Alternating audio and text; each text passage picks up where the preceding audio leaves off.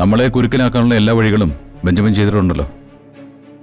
USA, UK തുടങ്ങിയ സ്ഥലങ്ങളിൽ നമ്മൾ എക്സ്പോർട്ട് ചെയ്ത മെറ്റീരിയൽസ് എല്ലാം കേസിലാണ് കിടക്കുന്നത്. അതുകൊണ്ട് തന്നെ എൻ്റെ പാസ്പോർട്ടും പ്രശ്നത്തിലാണ്. കുറ്റവാളികൾ രാജ്യം വിടാൻ പാടില്ലല്ലോ. എത്രയോ ആവശ്യങ്ങളുള്ളവരുണ്ട്, പണത്തിന് ആവശ്യമുള്ളവരുണ്ട്, വലിയ വലിയ പദവിയിലിരിക്കുന്നവരെ കൊണ്ട് ശുപാർശ ചെയ്യിക്കേണ്ടവരുണ്ട്. അതെല്ലാം ചെയ്തു കൊടുത്തല്ലേ പറ്റൂ. അല്ല, മാഡത്തിന് ശരിക്കും എന്താ ജോലി? ഇതൊക്കെ തന്നെ. സിൻസിയറായ സുഹൃത്തുക്കളെ സഹായിക്കുക, അവരുടെ സന്തോഷത്തിൽ പങ്കുചേരുക. അകത്തേക്ക് വരൂ.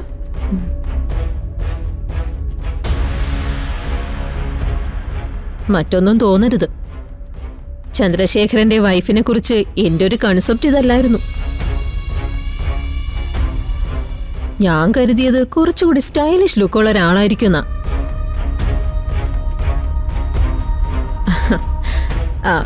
അതെ, ഇത് ചന്ദ്രശേഖരൻ ഉണ്ടാക്കിയ കുഴപ്പം തന്നെയാ. ഇയാൾ ഇത്രയും ഹാൻസമായ സ്ഥിതിക്ക് ഞങ്ങളുടെ വിവാഹം കഴിയുന്ന സമയത്ത് ഉർവശി ഇങ്ങനെയൊന്നും അല്ലായിരുന്നു. ഇപ്പൊ കുറെ വർഷങ്ങളായിട്ട് എന്തോ സംഭവിച്ചു. സാറ് മാത്രമല്ല, ഞങ്ങൾ ഒന്നിച്ചു പോകുമ്പോൾ മറ്റുള്ള ആൾക്കാരും പറയുന്നുണ്ട്. മറ്റുള്ള ആൾക്കാർ പറയുന്നത് ഞാനിതുവരെ കേട്ടിട്ടില്ലല്ലോ.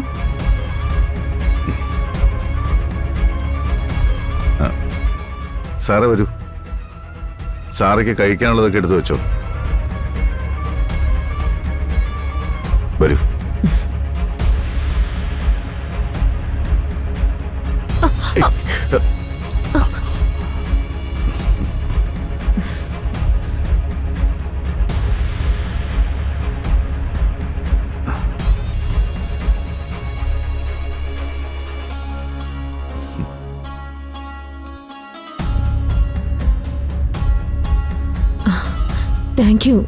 Thank you Chandrashekhar. Please.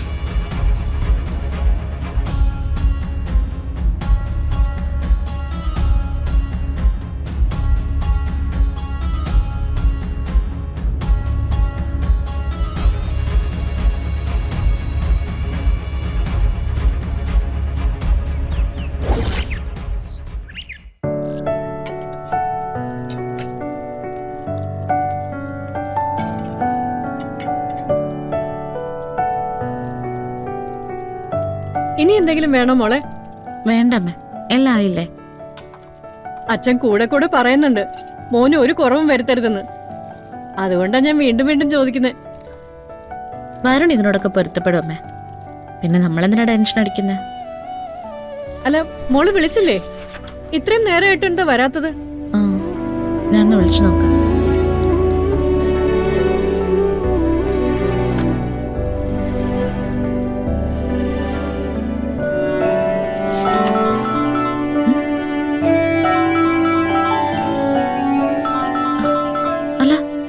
വരുണിന്റെ ഫോണാണല്ലോ. Varun എപ്പോഴാ വന്നേ? ഞാനൊന്ന് പോയി നോക്കട്ടെ അമ്മ.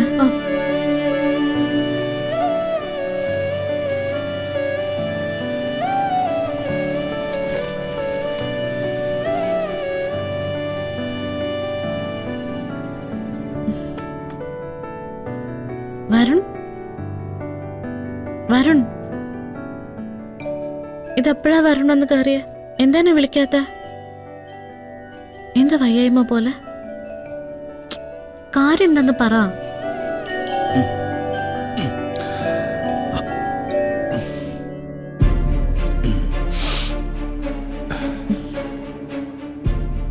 എന്താ, പോയ കാര്യം നടന്നില്ലേ? നടക്കില്ല. ഒരു US വിസ തടയാനുള്ള കഴിവൊന്നും കണിമംഗലം ചന്ദ്രശേഖരനില്ല. പക്ഷെ തടസ്സങ്ങൾ വന്നു. അത് നമ്മുടെ കമ്പനിയുടെ തകർച്ചയുമായിട്ട് ബന്ധപ്പെട്ടതാ. നമ്മളെ കുരുക്കിലാക്കാനുള്ള എല്ലാ വഴികളും ബെഞ്ചമിൻ ചെയ്തിട്ടുണ്ടല്ലോ. USA, UK തുടങ്ങിയ സ്ഥലങ്ങളിൽ നമ്മൾ എക്സ്പോർട്ട് ചെയ്ത മെറ്റീരിയൽസ് എല്ലാം കേസിലാണ് കിടക്കുന്നത്. അതുകൊണ്ട് തന്നെ എൻ്റെ പാസ്പോർട്ടും പ്രശ്നത്തിലാണ്. കുറ്റവാളികൾ രാജ്യം വിടാൻ പാടില്ലല്ലോ. അത് വല്ലാത്തൊരു അടിയാടൂ. എങ്ങനെയെങ്കിലും ഇത് മറികടക്കാമെന്നുള്ള നമ്മുടെ മോഹത്തിന് മേലുള്ള തിരിച്ചടി. അത് വിട്ടാളാ. ആലോചിച്ച് വിഷമിച്ച ഇപ്പോഴത്തെ ഒരവസ്ഥയിൽ നമ്മളതിൽ വീണു പോകും. പുറത്തുപോകാൻ പറ്റിയില്ലെന്നല്ലേ ഉള്ളൂ. ഈ നാട്ടിൽ എന്തായാലും ബിസിനസ് ചെയ്യാൻ വരുന്ന പ്രശ്നമൊന്നുമില്ലല്ലോ. അതിപ്പോ ചെറുതായാലും. ഞാൻ തളർന്നു പോകാതിരിക്കാൻ താൻ വല്ലാതെ ശ്രമിക്കുന്നുണ്ട്. പക്ഷെ തളർന്നു വീണെന്ന് തന്നെയാണ് ദൈവത്തിന്റെ തീരുമാനം. ദൈവം അങ്ങനെ നമ്മളെ തോൽപ്പിക്കൊന്നുമില്ല. ആ വരുൺ വന്നേ, നമുക്കാദ്യം ഭക്ഷണം കഴിക്കാം. അമ്മ എന്തൊക്കെയോ ഉണ്ടാക്കി വെച്ചിട്ടുണ്ട്. ഓ, എനിക്ക് വേണ്ടോടൂ, കഴിക്കാൻ തോന്നുന്നില്ല.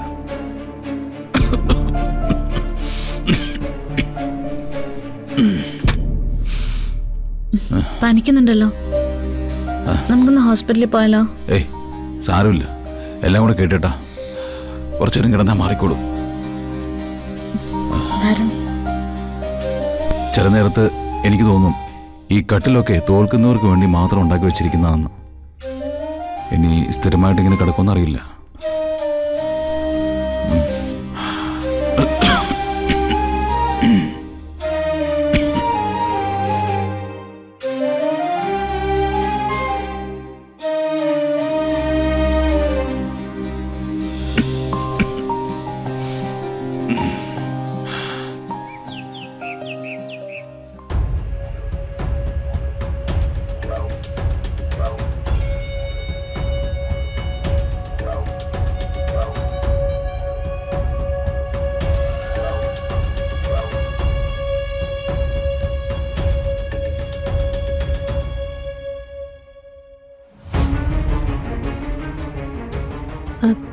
അല്ല, നിങ്ങളെല്ലാരും ഒന്നിച്ചിരുന്നാണോ ഇപ്പോഴും ഭക്ഷണം കഴിക്കുന്നത്?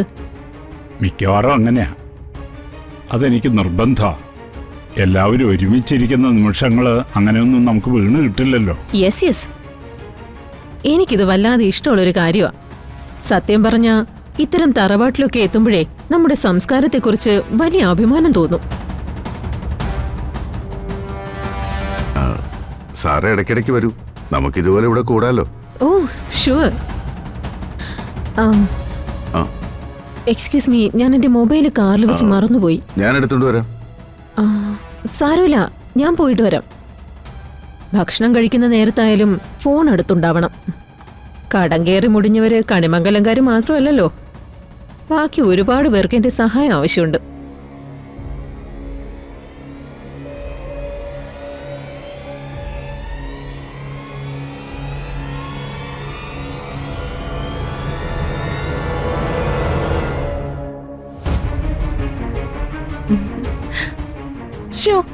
സാറാ മാഡത്തിന്റെ പെരുമാറ്റം എത്ര സിമ്പിളാ അല്ലേ ചെറിയമേ?